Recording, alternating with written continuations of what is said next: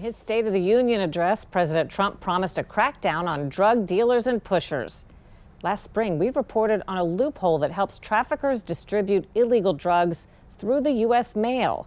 Now Joce Sterman reports on a new congressional investigation that reveals how common it is for foreign criminals to exploit that loophole. This is a massive loophole that's undermining the safety and security of our country.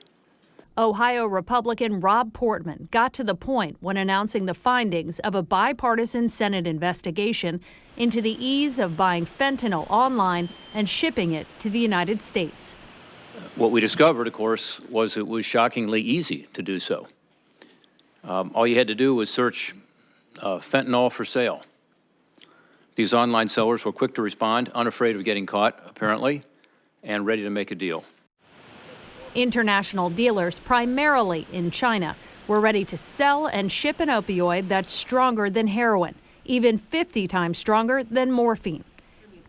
Gary Tuggle, the special agent in charge of the Philadelphia field office of the Drug Enforcement Administration, told us last May fentanyl is responsible for thousands of overdose deaths across the country.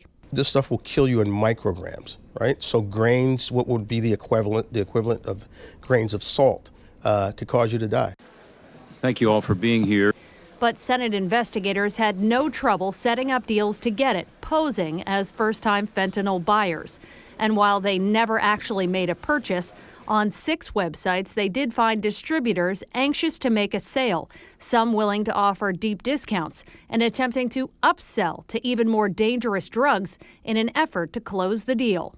We also asked how the online sellers would ship the drugs to us. Every single one of them preferred to use the U.S. Postal Service. They didn't want to use the private carriers like DHL, FedEx, UPS. They wanted to use the Postal Service. They told us they used the Postal Service because the chances of the drugs getting seized were so insignificant that delivery was essentially guaranteed. The reason? Something called advanced electronic data. Our reporting last spring exposed that while private carriers are legally required to electronically track this data about packages coming in from foreign countries, there's no such requirement for the U.S. Postal Service. Without that tracking, Senator Tom Carper of Delaware says screeners from Customs and Border Patrol are left with a needle-in-a-haystack approach as they process hundreds of millions of packages shipped into the states.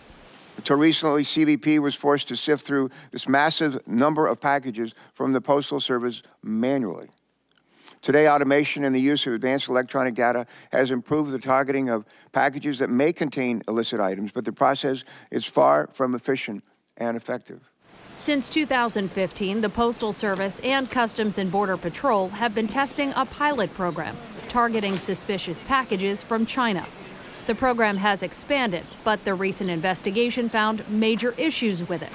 And while the Postal Service says it is committed to aggressively increasing data on incoming packages, they do have to rely on cooperation internationally.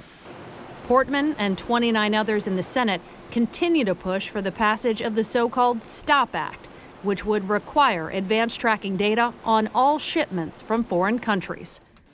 How many more people have to die before this poison stops coming into our communities? So what do you think? How do we stop it? Well, the key here, as we reported last May and again today, is China. They are by far the biggest source of all of this illicit material. So if you want to disrupt that supply chain, you've got to engage. Senator Carper is now joining the call to do that, says we absolutely have to have this conversation. Thanks for the update.